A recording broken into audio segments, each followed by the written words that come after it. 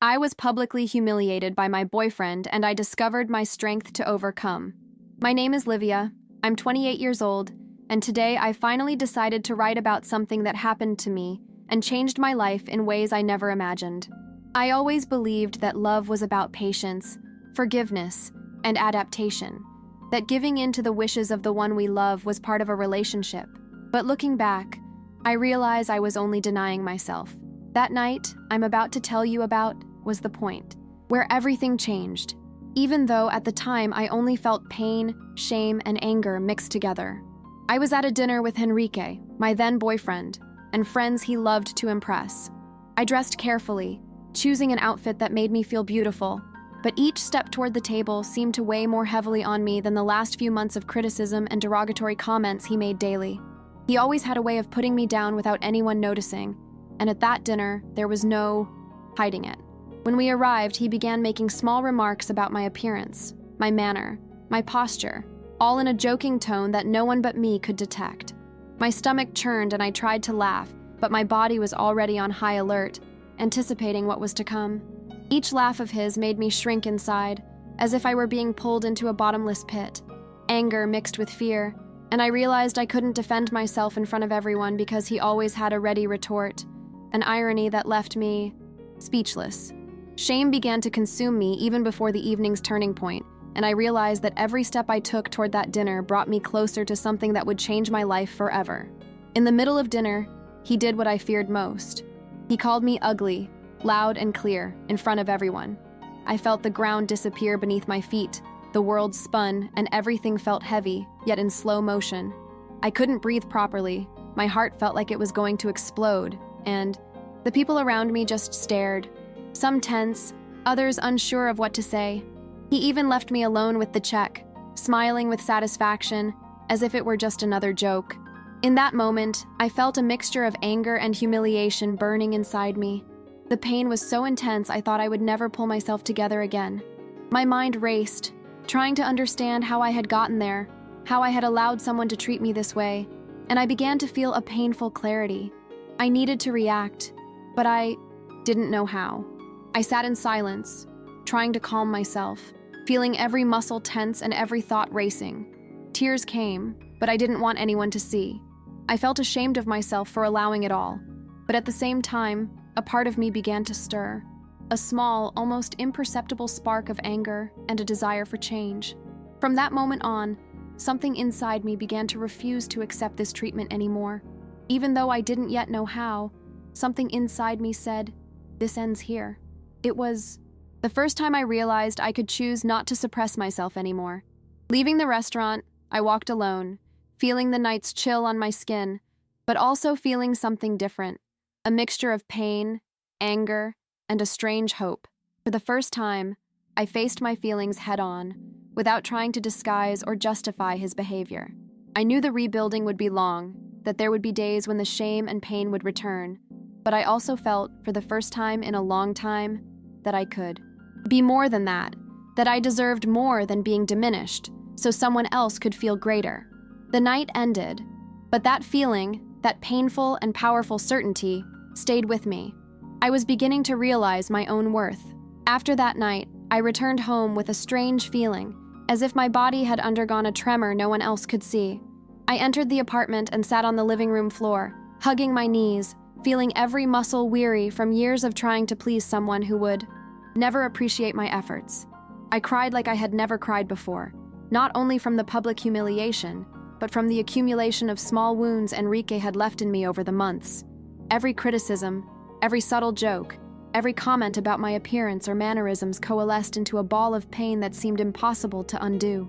But along with the pain came something else, a kind of silent rage, an almost unknown strength that said, "Enough." For the first time, I realized I didn't need to wait for his or anyone else's approval to be who I was. The next day, I woke up with my face swollen from crying, but with a clarity I hadn't felt before. I showered, looked in the mirror, and noticed every detail he would love to criticize. The hair that wasn't perfect, the eyes that bore the traces of sleepless nights, the tired expression. But for the first time, I didn't feel ashamed. I felt anger, yes, but also a strange sense of dignity. I began to realize that each of those imperfections told my story, and that no one had the right to diminish it. I needed to rebuild my worth, and it wouldn't be easy, but I had to start now. That day, I decided not to distance myself from the people who truly cared about me. I called Natalia, my best friend, and we met to talk. I was afraid to tell her everything, because for months she had been trying to warn me about Henrique, and I had always pushed her away. But there, sitting across from her, I felt immense relief in finally allowing myself to cry and vent without fear of judgment. She listened to me, unhurriedly, and simply hugged me, as if to say, "You can do it." That small conversation was the first concrete step toward changing my life. At work, I began to see Eduardo, my kind and thoughtful colleague, in a different way. Before, I always felt inferior around him, because Henrique had made a point of comparing and belittling me. But now, after that night, I could see that there were people who respected me for who I was, and that respect didn't have to come with suffering. For the first time, I felt I could choose to be around people who truly valued me. That simple yet powerful realization began a rebuilding process that I wasn't yet sure where it would end, but which I knew needed to begin. For weeks, every glance in the mirror was a silent battle. Some mornings were more difficult, and others, small victories emerged, like smiling at myself or refusing to accept cruel comments. I began writing about my feelings, as if I were speaking to myself, recording every step, every pain, every anger, every small achievement. I couldn't erase what had happened, but I could decide that this episode would not define my life. That painful night had been the turning point, and with each paragraph I wrote, I felt like I was rebuilding myself, brick by brick, slowly, but with determination. I began to notice small but significant changes in my daily life. Before, every decision seemed to hinge on Henrique's approval, on avoiding some nasty comment or joke about me. Now, I began making simple decisions, but ones that were my own. I chose clothes I liked, without worrying about what he would say. I decided to have lunch alone at work without feeling awkward, and I even declined invitations I knew would make me uncomfortable. Each choice was a silent reminder that I could exist without submitting to his opinion. It was exhausting, because the guilt of putting myself first was strong, but each small victory fueled me to keep going. I began to feel that I deserved respect, and that I could be my own role model. One of the most memorable moments of this process was when I got ready for a work event. Before, I would look in the mirror and only see flaws, expecting invisible criticism. But that day, I felt beautiful. Not perfect, but beautiful. For the first time, I could smile in the mirror without fear. I remembered the night of the dinner, the humiliation, and felt something strange. The pain was still there, but it no longer hurt as much. It transformed into energy, into motivation. For the first time, I understood that my self-esteem didn't depend on applause or approval, but on my own recognition.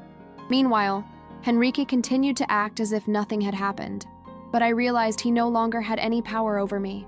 He tried subtle provocations, looks, comments, but I didn't react as I used to.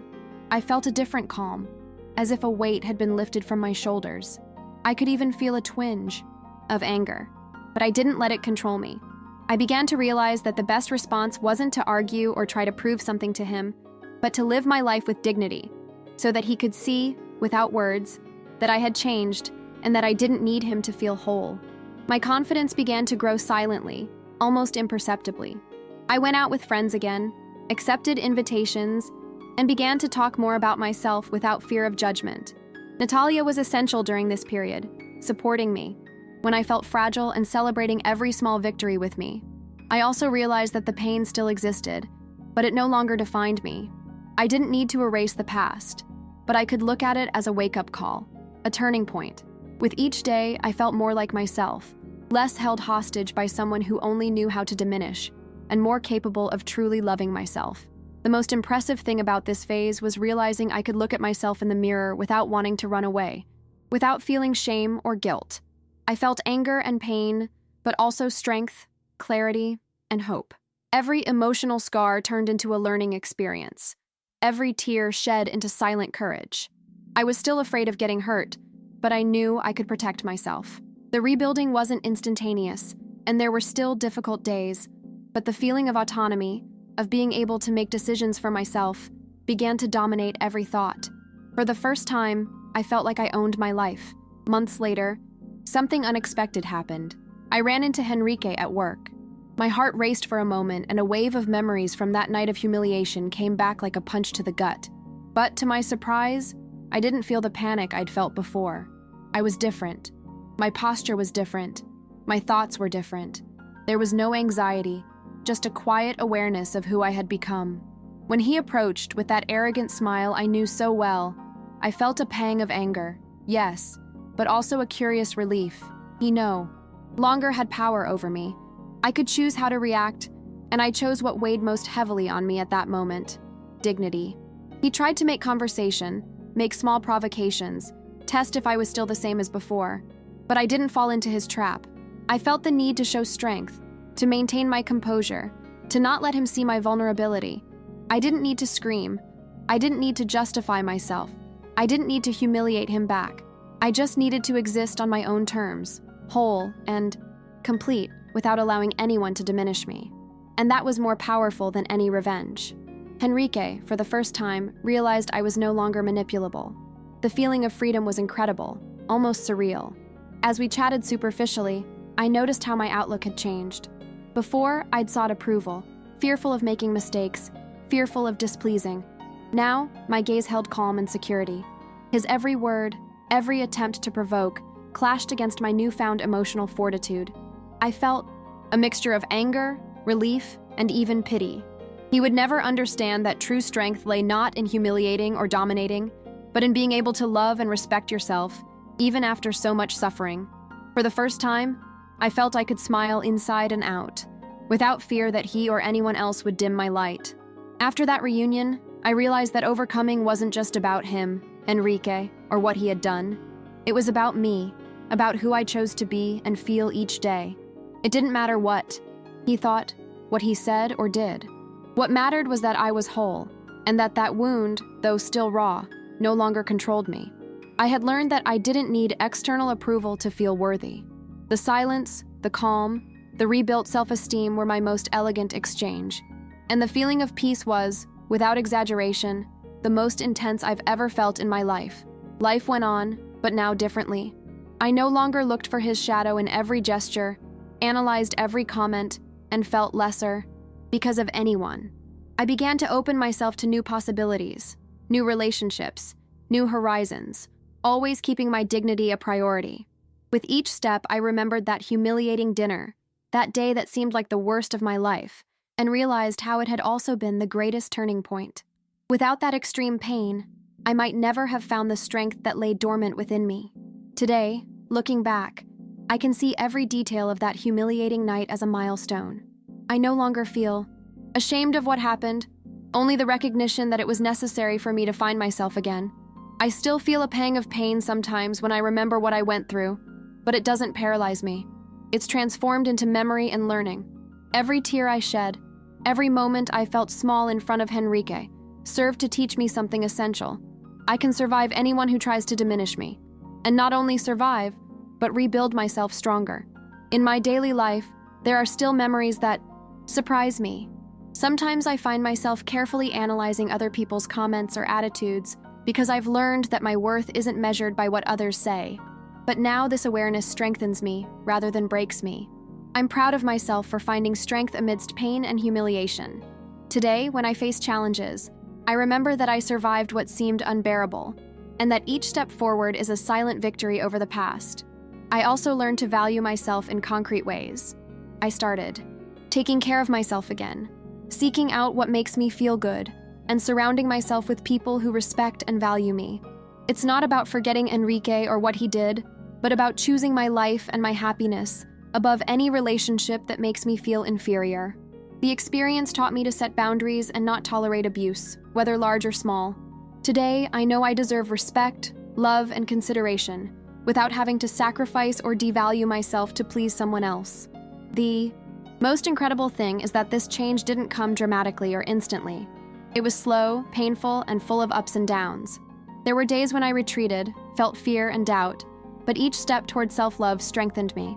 Today, I feel more secure, serene, and aware of my worth. I don't seek revenge. I don't need to prove anything to anyone.